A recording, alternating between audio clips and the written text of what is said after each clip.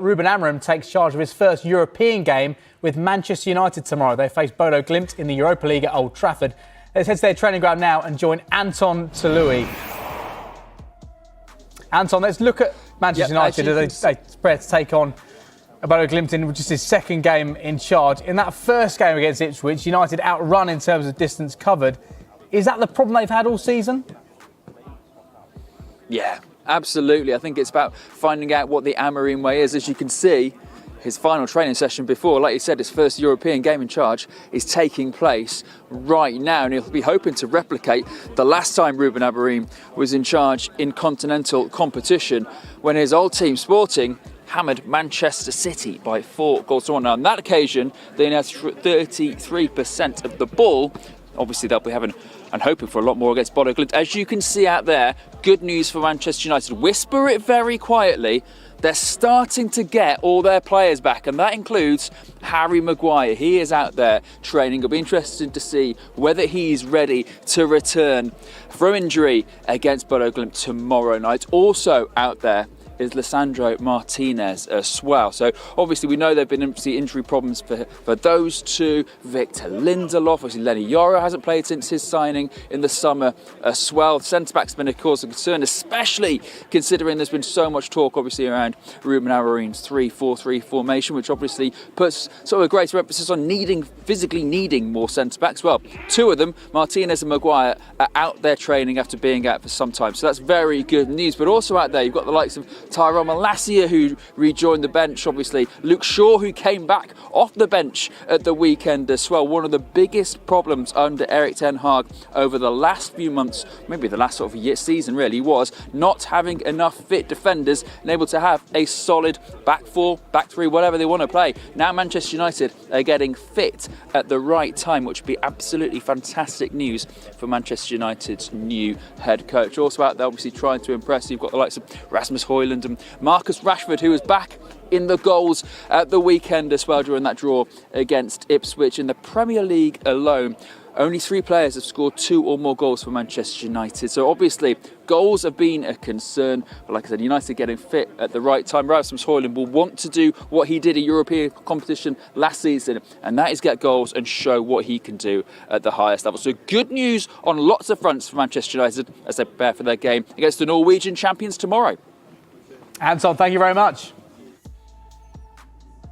So, Pete, in that first game at Ipswich, there were some promising signs. There were some concerning signs which we've seen for Manchester United over the course of 2.5 years or so. But in terms of distance covered, they were actually outrun by Ipswich. And that's been a problem this season already for United. Well, it has. It's been a long-standing problem, actually, James. If you think back to Erik Ten Hag's start of his range, remember they lost heavily at Brentford. He had them in for training the next day, running 14 kilometres, because that was the gap they'd had on Brentford, where it was 6.5 kilometres that Ipswich ran further than Man United at the weekend. And it's certainly been a trend this season, regardless of who's been in charge of Man United. Now, lots of numbers on this graphic, James, but we've highlighted Fulham and Chelsea, and the reason is they're the only teams Man United have run further than during those matches so far this season. So regardless of the quality of opposition Man United are playing, more often than not, they lose the battle in terms of distance covered. And actually in all of these games, the opposition have out-sprinted Man United as well. And Ruben Amorim mentioned this after the game with Ipswich. He said, physically, we must improve. Now, we've just heard about how some of their injured players are coming back, but in terms of work rate, that is clearly going to be a priority for Amorim. And what did we learn from that opening game in charge for Ruben Amorim? What did we see that he'd only got 2 days on the training pitch with the side before that, but what glimpses do we get into what this United team could look like over the course of the next few months and potentially years? Well, of course, we saw that new formation, didn't we, the back three, which we'd heard so much about, so that was implemented. We saw some good analysis on Monday Night Football about Casemiro and Eriksen being asked to push up high from central midfield. We also saw Man United really trying to pass out from the back. 449 passes they made in their own half. That came up to 69% of their total passes. Now, since Opta started recording this data in 2010-11, that's the highest percentage of passes Man United have made in their own half. Now, you think of that goal that Rashford scored with Ahmad bursting forward down the right wing and crossing for him. Fantastic direct play early on in the game. But really the story of the match for United was struggling to move through the lines against Ipswich, and clearly that's something that Amorim's going to have to work with them on the training ground as right, well. Ruben Amorim taking charge at Old Trafford for the first time. They take on Bodo Glimt in the Europa League tomorrow. We are going to head to the training ground now. We can hear live from Ruben Amorim alongside Bruno Fernandes. I felt that he's ready. It's a different situation with Harry. We need them both, but they are in a different situation. They are both training. Harry soon will be on the pitch also. And just quickly also on Lenny Yoro, when do you think he'll be available to make his debut? No, he's available to train, but we are working in his fitness. It's important. He's a young guy. This is a massive club. It's very important, the first image. So we'll try to put everything together because he's a great talent. We believe a lot in him, and we are trying to prepare the best way to start with Lenny. Thank you. Sorry. Hi, Ruben. Just wondering how much you're looking forward to coaching at Old Trafford for the first time. Yeah, everybody said to me that it will be a special time. I just want to win the game, just to give that happiness to the supporters. Before the match, it will be like a new sensation, but after the whistle, it will be one more game, and we want to win that match. Obviously, the win's key, but are you looking to rotate the profile of the players and some of the? We have to do it. We have to do it, especially in this moment, because we have a lot of games and we are in the beginning of something. They have to feel that they are part of the team. So they are international players. They will rotate, and we will try to manage to try to win every game and not just focus on this game and try to just have a clear idea how to play, and everybody has to be on the same page. Ruben, you said on Sunday that the players who didn't play were going to train. Do you end up, if you do that, kind of splitting the squad almost, and then it becomes more difficult? No, they are already split, because if Bruno plays tomorrow, he cannot train for 2 days. Even the day before the next match, he cannot train, just slowly or jogging. So they already split. What I'm saying is that some guys that don't play, in the next day of the match, they will train. They will have an opportunity to real train, to have a real training session. So that's what I meant at the time. Some guys will play, some guys have the opportunity to have a training session. In the next game, we'll change positions. Some of the guys will fill the game, and some of the guys that don't play will train in the next day. That's all. Bruno, it's the first time we've spoken since the change of manager. You said at the time that you'd spoken to Erik Ten Hag and the players had to take some of the blame. Is that still your view? I mean, obviously you're moving into a new era now, but it's a lot of change, and the season has not gone the way that you would have imagined it would do. Obviously, if you change a manager mid-season, it's because the things are not going as you want. And if the things are not going as you want, everyone has to take the blame. Obviously, everyone in their department. But as I said before, it's easy to get rid of a manager than 15 or 20 players or whatever. But now our focus is on what the future can bring, and get as soon as possible and quick as possible on the new ideas of the new manager.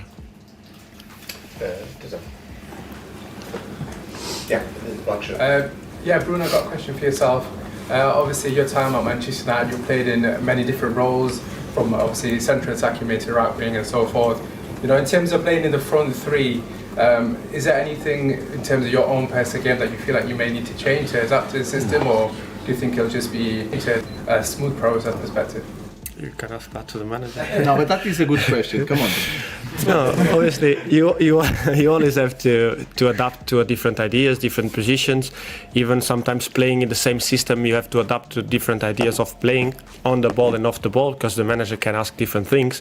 So it's not difficult for me to adapt in any position. I'm really aware of what we do in training. I try to absorb everything from every position. Obviously, it's not possible to get everything, but I try to be having an understanding of the game also because being the captain, sometimes the manager can give the message from the bench to the pitch because of the noise or whatever, and so you have to be able to try to solve the situation together with your teammates, and knowing or having the knowledge of every position, you know kind of most what movements they have to do, what kind of pressure the manager wants us to do, and that's a little bit also my role. Anton. Hi, you talked about sort of getting used to being Manchester United manager. And yet, on your first day, your first game, you've had an apology from Ed Sheeran. How to sort of show how different and weird it is being Manchester United manager. Yeah, especially in Portugal. Here you are used to see that, but in Portugal is so different. I think you sometimes overcomplicate things. Was a simple question or say hello to one of the commentators. You call it commentators. So for me, it was nothing. I just was thinking about the game. And I was with Keane. Keane is the real star in that panel, so so for me it was really, really okay. It was nothing special. Take a Norwegian question. There. Yep. Yeah, thank you.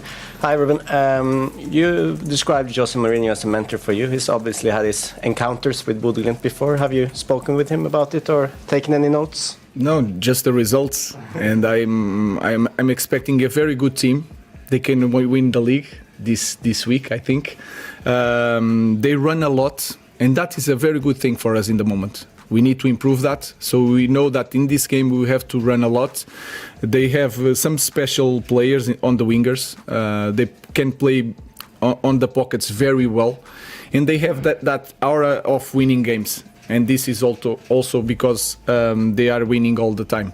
So I'm expecting a very, very intense game, a very good game, and I hope to see different things, improve some things that we didn't do so well in the last game. So it will be a good game. Next year.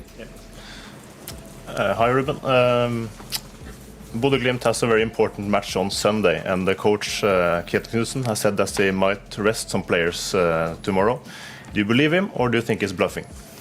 I don't know. I'm not thinking about that. I'm just focused on improving our team, winning a game, the first game in Old Trafford. We need to feel that momentum. It's important when you are putting an idea. If you win, it's a big help. So I'm just focused on our team. I know the players and the way the team plays, they will not change because one player is going to be out. So I'm just focused on winning the game and see different things in our squad. Hi, Ruben. After the game on Sunday, you said to us that the team would suffer for a long period as they get used to you and your methods.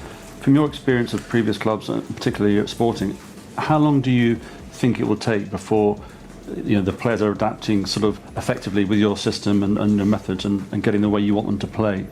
It's hard to compare things. I think we are in the different level. You can say that this is a different league, so it's harder than in Portugal. But I also have more experienced players, and all these guys play for national teams. They just need to increase his confidence. And at the moment, I don't know how to answer that question. I don't know how long. But I will know that with a lot of games, without time to train, it will be tough for me, but it will be tougher for them because they are on the pitch and they will suffer a little bit. I will try to help, and we have to manage to win some games and try to increase that idea in the team. Hi, Ruben. You said after the Ipswich game, I think you gave the example of Johnny Evans. He was a little bit confused. He didn't know whether to come and press. So, not specifically about Johnny Evans, but just generally, are you surprised that top players like Bruno and the rest of your squad are not able to work it out in a game situation? To take that example, to go and sort of press a player because that's the obvious thing to do. Does that surprise you?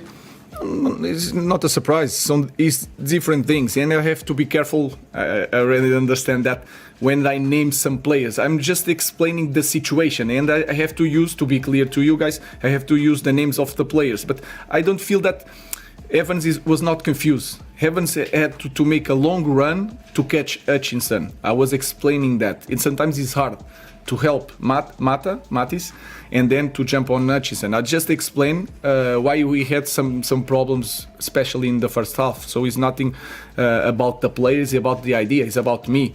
But they are improving. and they did some things. Sorry, they did some things that I was happy about it, but we have to improve in different things. May I just ask one follow-up one? You say, and I understand that you've got an idea, and this is how you will play. I completely understand that. So are you saying that there will never be a tweak to your formation? You might play a 4 at the back. You might.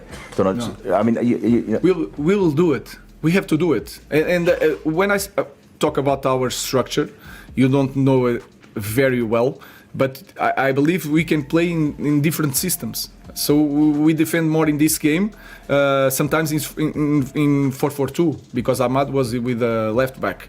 So we want to put the structure before, and then we have to play in different systems, because nowadays every team changed the dynamics. So we will adapt that. We just starting with the beginning, and then after that we will start with different things. But I think our structure is the power of this structure is to change the formation in each game. Question for Bruno, Flex. Bruno, for you, how difficult is it to take on new ideas, new instructions when you're so used to doing something one way? I'm not saying you're old, but but for yourself, you've been playing a certain way, you're very used to certain things, and you're very experienced. So when Ruben comes in and maybe has different demands from you at this stage of your career, how easy is that for you to follow through versus maybe when you were younger and you were less experienced but more open to different ways of playing? No, I think probably could be worse for the younger players, because for me, I know very well what the players of Sporting were doing. I know exactly what they were doing in their positions. So not because I was reading what the manager was doing there, but because I was watching their games. And obviously, at the stage of, as the manager said, we are international players. So every time we go to the national team, you probably play in a different system. And for example, when I go to national team, sometimes we also play with the back 3. And sometimes I play as a 10, sometimes I play a little bit deeper, sometimes I play a little bit wider. So already in the national team, I had that experience of the manager with a formation, like the manager said about we play with a 3 at the back, but then you rotate and then you end up playing different ways. You press them in one way, you defend in another way, you attack in a way, then you always have to move. And in the national team, we do that a lot. So I don't think the age should be a problem, either older or younger. It's about carrying the most you can from the dynamics and from the players you have around. And then I think every training session try to get something from the game and understanding what the manager demands from us. But at the end, as the manager said, you don't need to overthink things. You just have to know that we have a base, a foundation, and from there on, you still have to play and do your game. Neil. Ruben, this club hasn't really had a recognised consistent goal scorer maybe since Zlatan or Lukaku. Do you see that's what this club needs? Because you left 2 strikers on the bench on Sunday, you played Marcus up front. It's got a lack of goals. Is that the major concern? No, of course, there is a concern in that, but I think we have to improve as a team because we have quality players that can score so many goals. But you can feel it in the second half. We controlled the possession of the ball, but we were not dangerous. Maybe because we spent the week trying to work on build-up, and then the rest was not worked. So we will try to improve as a team, and Rasmus and Josh and Rash will score more goals. Even Bruno has to score more goals. Ahmad has to be better near the goal. All these guys need to improve, and we can score so many goals. We don't need to you are trying to, if I need a new striker to score goals, we need to improve as a team, and these players can score more goals. Marcus scored 32 seasons ago, which was his career best, and he's slid since then. He's not even in the England setup. Can you see something in him that you can get him back to those levels? Yeah, I will try to help him. That position is not the best one for him, especially in the game like that. We have to kick with high pressure. We have to kick the ball so many times, and he was like fighting with 2 giants. So we'll try to find the right solution for him as for the other players. But he has to be Marcus first of all to try to return to that moment. and then he will have the help of all the staff with all the club and all the fans, because he's a Manchester United boy, but he has to be the first one to really want it.